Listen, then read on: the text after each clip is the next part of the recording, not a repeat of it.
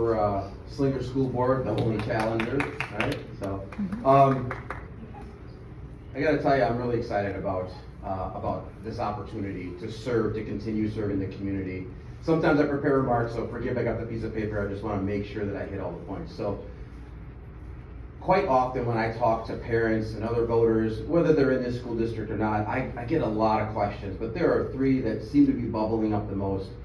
The first one is, why am I running for school board in Slinger? That's a valid question, right? In fact, it kind of usually comes with, are you a glutton for punishment, right? That kind of thing. What are people saying? Like, as I talk to people, what are they actually saying? And who are you running against? That's also a very common question. That goes into how different school boards, do things differently, how the seats go, and all that kind of stuff, right? So that's the answer that they're looking for, is along those lines. So let me just kind of address those in order. So why am I running now? So for those who don't know me, I've lived in this community for almost 20 years. A lot of that time, most of that time, I've served the community's youth through coaching sports, through being a mentor. I've served in men's ministry at Northbrook Church. I've done a lot of things in the community to serve the people in the community. And I just really felt an obligation and a desire to serve even more, to serve more students and kind of reach wider. Because really that's what my service has always been about. You start in small, you start to make a difference, and you start to reach wider and start to impact more and more people with the right kind of impacts, right? So I wanted to continue to serve the community and to serve in a greater capacity. So as a citizen, as a parent, in June of last year, I stood up and spoke at a school board meeting. Just something on my heart. I mean, obviously, look at my skin tone. I'm a black man in a generally white place, which is fine. I'm totally comfortable with that, no problem. But because I've had hundreds and hundreds of kids that have become young adults and come through this system that I genuinely care about, I wanted to make sure that because of what's happening around us in society, that didn't touch them the way that it's touching other communities, even communities that are all around us right now. Some of them you're hearing about today. And so I stood up at a school board meeting and I just said, hey, we need some help. We really want to make sure that we didn't see some of this stuff sneak in the back door, because that's how it works. It sneaks in the back door. I'm talking about CRT, I'm talking about SEL, social emotional learning, those kinds of insidious entries, right? We wanted to make sure that the kids weren't getting that, even in the slightest way in the classroom. Not accusing anyone, don't know, we just need to look and make sure. We've got a wonderful administrator out here. Darren Severs is a fantastic superintendent. I'm going to be very sad to see him go. Very transparent, extremely helpful. But I have to be honest with you. What I got from the school board was resistance. What I got was being ignored, essentially. And what I'm finding out here is that the school board, and I'm sorry, in general, they weren't listening to us. We're trying. A whole bunch of parents, a couple dozen parents at one point, trying to figure out what's going on, trying to dig in. We get stuff from Superintendent Severs, which is great, so helpful. Turns out it was all too old, and so we had to reset. Now we're regrouping and moving forward. But the words that may have sounded like support from time to time, honestly, to me, they're meaningless. I want to know what you're doing. When given the opportunity, are you looking at the shared files? Are you sending emails and asking questions? Are you trying to get clarification? Or is it just 3 minutes a month and an occasional email that may or may not get answered? So why are we resistant? Why are things so difficult at public meetings? Or I actually have to stop the meeting in a sense and say, hey, I'm an adult, please speak to me that way.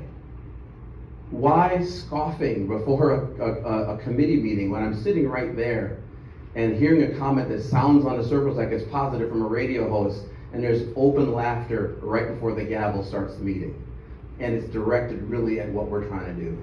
Why are we doing things that way? And I asked myself that question. I felt like I had to do something. I couldn't just sit on the sidelines or even do what I was doing just as a parent. There had to be somebody that would step up and do something a little more formal than that, a little more direct, a little more directly involved in what's going on in our kids' classrooms. So the second question, right? What are people saying? I think it's fair to think, well, maybe that was just me and our merry little band of parent volunteers. Maybe we're the ones that have the problem and nobody else does, right?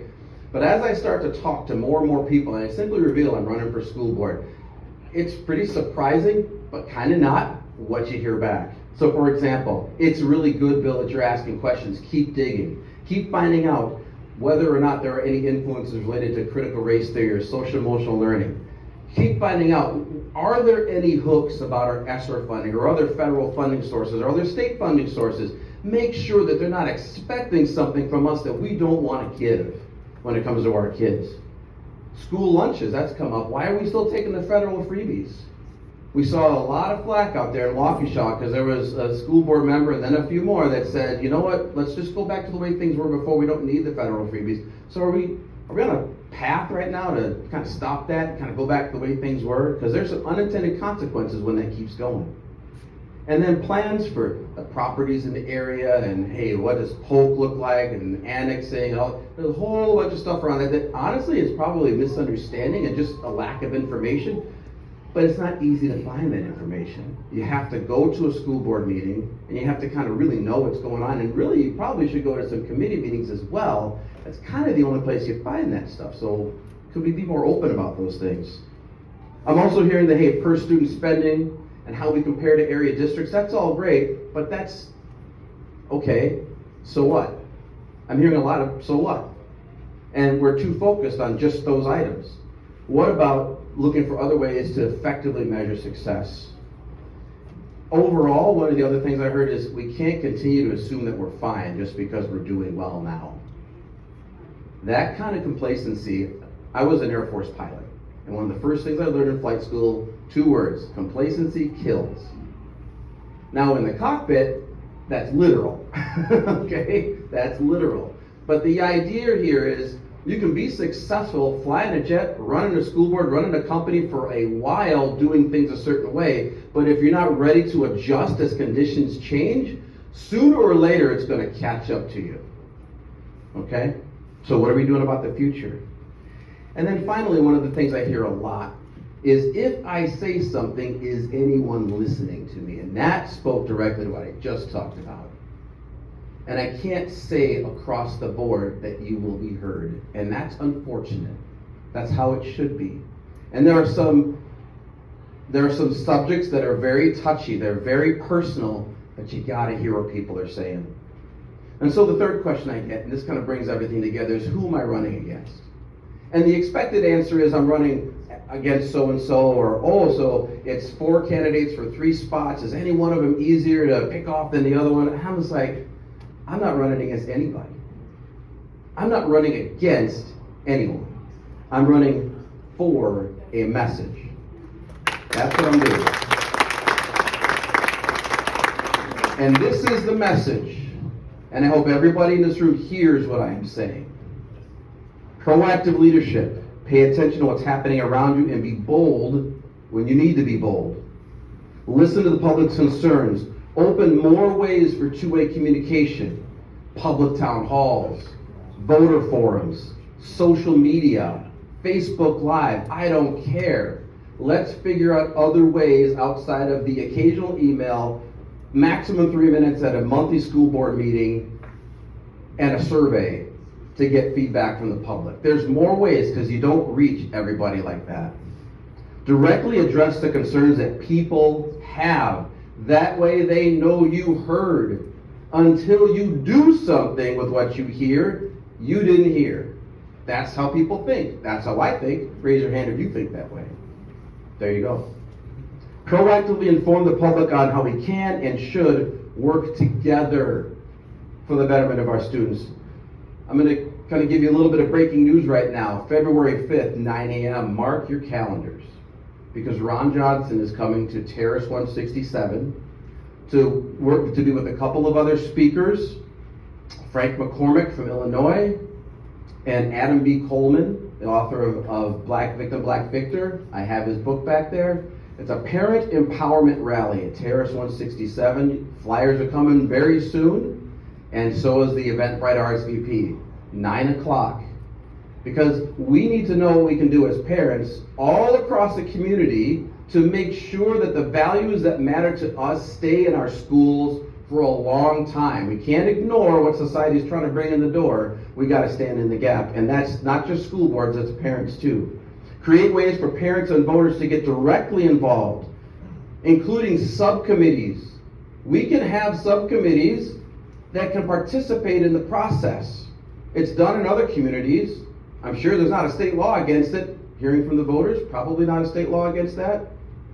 Be transparent in all things. Understand that just because you got voted in there, that doesn't mean you don't work for the people. In fact, it's just the opposite. You work for the people. It's no longer thank you, we'll take it from here. Take a public stand against ideologies, the woke ideologies. I've mentioned some of them here. Any harmful agenda that try to force us into new norms. Okay, there's something to be said for what is right and what is true, and some things, frankly, should not change. That's not school board members, by the way. Those can change. Just to make that clear. Protect students and their educational experiences. Put policies and practice in place to prevent indoctrination. Again, words don't mean a whole heck of a lot. You got to take action. You got to do something with what you're told, and not just hope things don't happen. And then finally, measure ourselves against fixed standards of excellence and not solely by comparing ourselves to others. It's great if we're doing really, really well compared to others. That's fantastic. We don't need to poo-poo that. I'm not poo-pooing that. But there's something to be said for a fixed standard of excellence that doesn't slide because DPI says it should. Okay? So it's not enough just to look at how we compare to others. Another phrase I picked up in the military, you could be really good compared to the others, doesn't help you if you're the cream of the crop.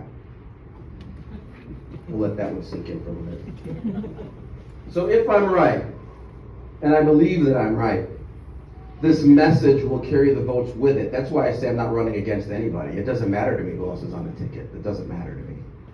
If this message is right, it will carry votes with it. And if you believe that what I'm telling you is true, if you believe in the message, I'm going to tell you, vote your conscience, April 5th. No matter, I know there's a lot of districts represented here. Vote your conscience, April 5th. If you believe, like I do, yes, you can vote for up to 3 candidates in our race, but you can send a loud and clear message to everyone in your district by voting according to a conscience. You don't have to vote for, in our case, all 3. We have, again, a wonderful school district here.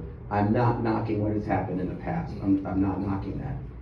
Other than the fact that when things are brought to them, they didn't respond. And that's my lived experience. It's not conjecture. It's the truth. So I'm asking Slinger School District voters to vote for only one candidate. Vote for just one. Vote for me, Bill Brewer. Send a clear message that these things must change to ensure our chance at success for many more years to come. Thank you.